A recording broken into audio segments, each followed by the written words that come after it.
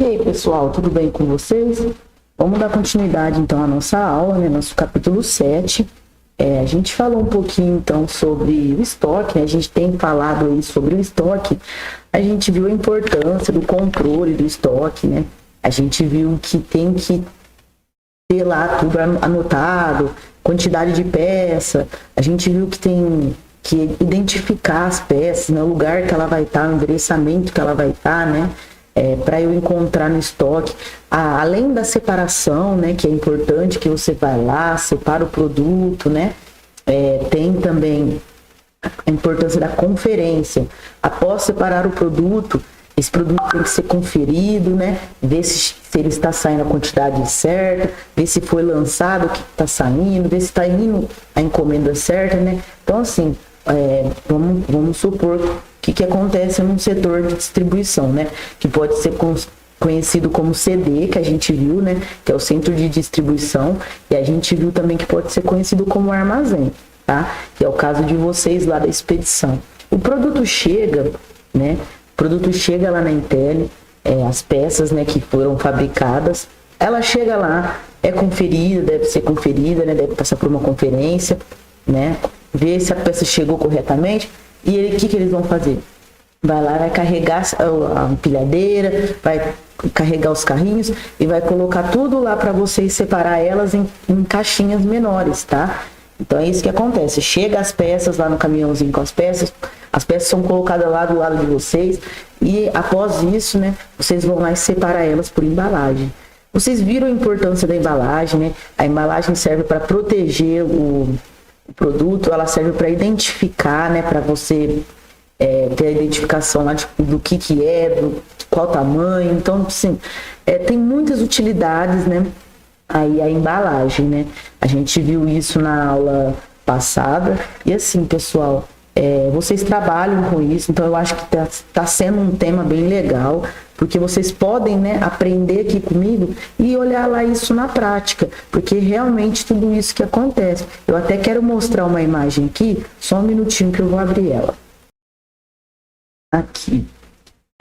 Eu até dei isso no exercício, né, então aqui você pode dar uma olhada quais são as principais atividades que existem lá no trabalho de vocês, né? Então aqui o produto chega, né, ou a matéria-prima. No caso a matéria-prima, eu acredito que vá, né, nas outras unidades aqui da Intel, porque lá onde vocês estão não trabalha assim na fabricação, né? Trabalha mais para expedição, que no caso é enviar produtos, né, para os consumidores finais aí. Então essas aqui são as principais atividades, né? Que é recebimento da matéria-prima, né? Depois que você recebeu, existe a movimentação física, são os funcionários colocando tudo isso na estocagem, né? Então, quando chegar na estocagem, é jogado isso no sistema, né? Lançado isso no sistema, vamos supor, chegou 10 peças de tipo tal, ou chegou 20 peças de tipo tal, ou chegou tantos quilos. Então, tudo isso é lançado lá, né? No sistema de estoque, né? Que serve para gestão do estoque. Aí a gente viu umas ferramentas aí, né, que era o ERP, a gente viu outras ferramentas que era o FIFA, era o EPS, né, e o PEPS, né, que é o primeiro que sabe, o primeiro que entra. São algumas ferramentas aí de estoque que a gente pôde ver, né. Então, assim, pessoal, é uma aula que vocês simplesmente estão exercendo cada atividade que a gente comenta aqui. Então, é uma coisa que não é novidade para vocês. Talvez vocês só não sabiam do nome, né? Igual a gente falou sobre o picking. O picking nada mais é do que a separação da mercadoria. Então, às vezes, existem uns nomezinhos aí meio complicados, mas que vocês já sabem o que acontece, né? Que é o picking. Então, assim, essa matéria-prima chega, ela é estocada lá, aí alguém vai lá, né, e separa. Se eu não me engano, tem, né, alguns alunos aqui da turma que faz essa separação. Vai lá, separa o pedido pela quantidade certinho que está lá na pranchetinha, leva lá para o conferente, ele confere e coloca no caminhão, depois disso é enviado para o nosso consumidor final, né, que é nosso cliente, tá bom? Bom, pessoal, então a gente está vendo isso nas nossas aulas, né? Então, assim, não é nada difícil.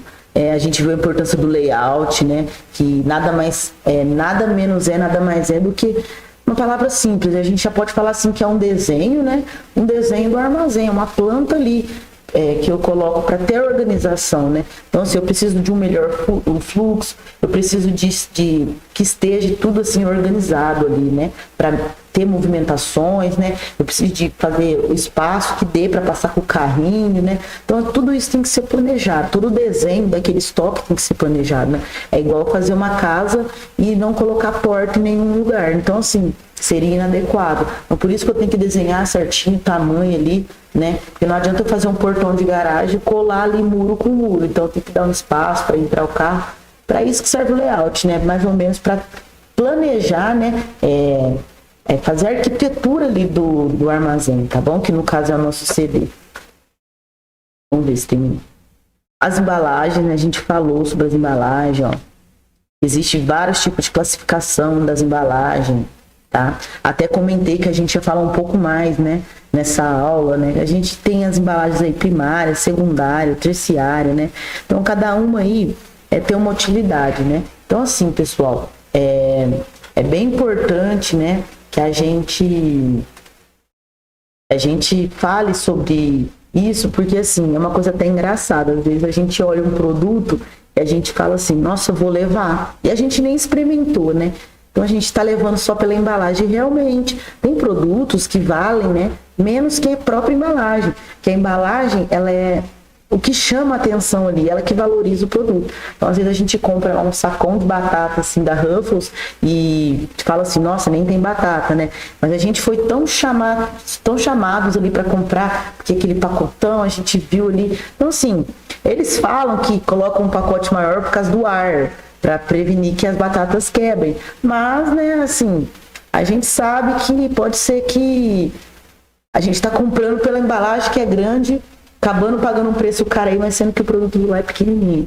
Então, assim, existem várias funções aí da embalagem, tá? Eu vou finalizar essa aula aqui hoje, falando um pouco de armazém, mas na próxima aula eu quero entrar um pouco nisso de embalagem, quero mostrar fotos de embalagem para vocês, tá bom, pessoal?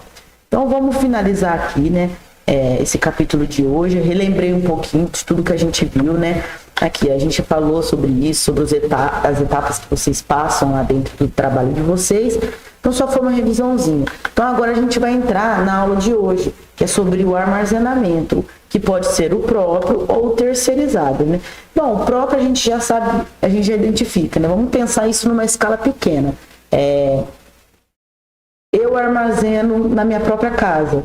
Então eu vou criar lá galinha, então eu vou armazenar os ovos na minha casa. Isso é o meu armazenamento próprio. Eu vi que começou a crescer minha produção, né? Então a minha galinha está botando muito ovo. Então eu posso terceirizar meu armazém, né?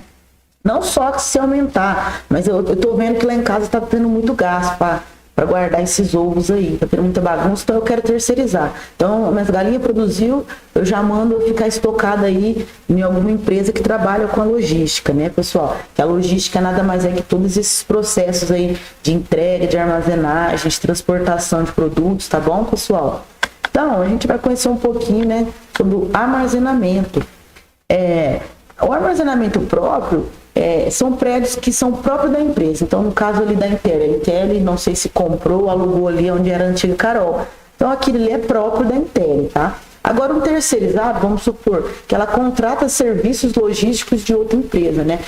Vou citar aqui 2 exemplos de sistema logístico, que é o Sedex, né? Que é o sistema de correio, e o Mercado Livre também, agora que está fazendo até o aviãozinho deles, eles estão virando uma transportadora também, o Mercado Livre. Agora eles mesmos fazem as entregas dele. Então, assim, eles estão fazendo processos logísticos. Então, pessoal, isso tudo, né, é um armazenamento terceirizado, tá? Essas compras online que a gente faz hoje em dia, a gente compra do site X. Só que esse site X compra de outro vendedor. Então, isso aí é o dropship. A gente até falou sobre isso nas aulas passadas, né? De estoque, tipos de estoque.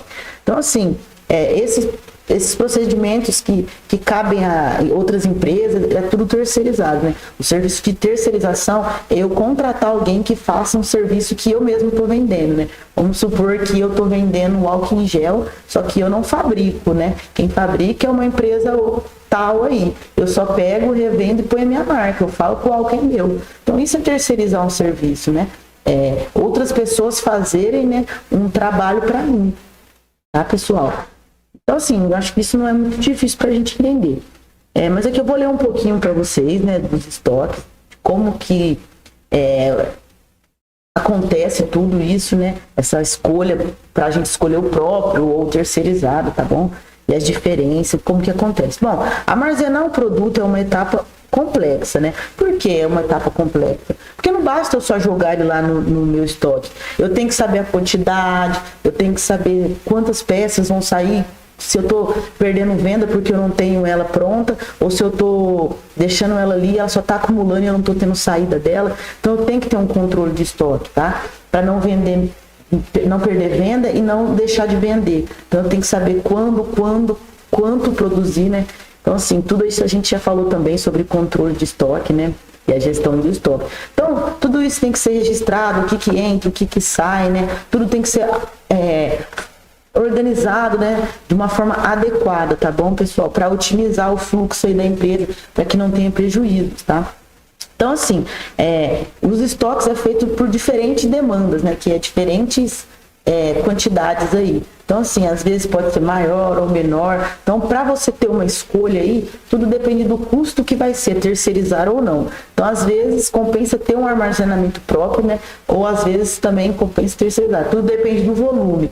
Então, assim, pessoal, isso quem decide é a empresa, tá? Isso eu acho que a gente não cabe nem a gente ficar falando, mas só para vocês terem uma noção, né? Quando uma empresa decide terceirizar um armazenamento ou quando ela decide abrir o dela mesmo, tá? Que no caso da Intel, o dela é próprio, tá bom, pessoal? Não é terceirizado.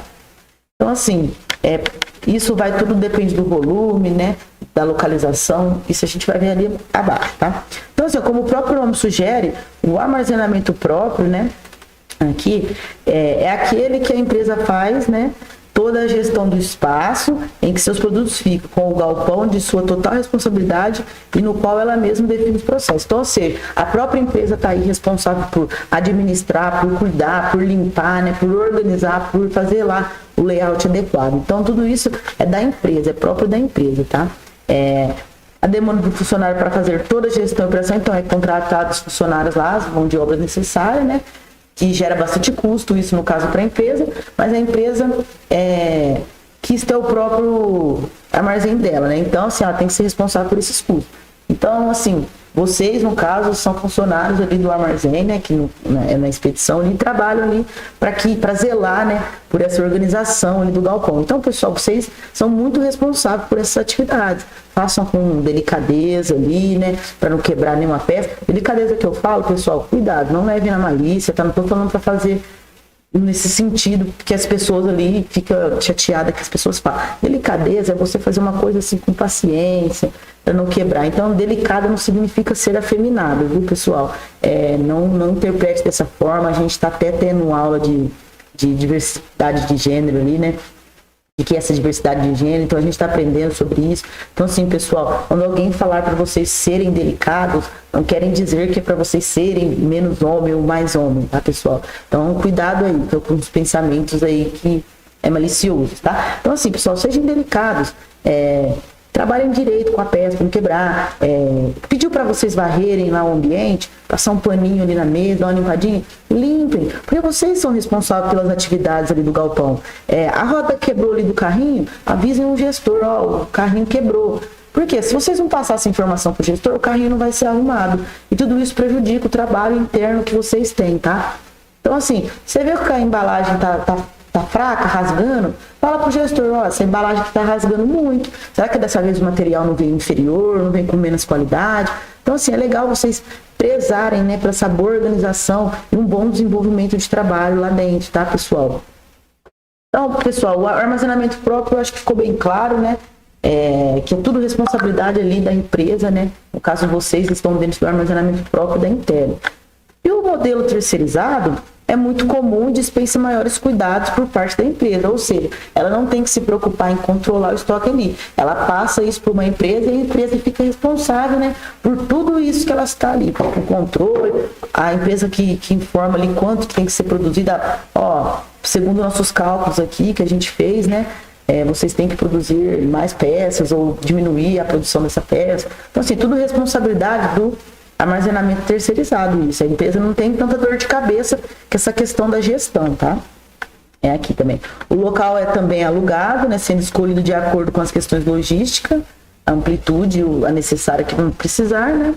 A principal vantagem extinguir as necessidades de dispor mão de obra própria para o armazém ou ter que treinar funcionário.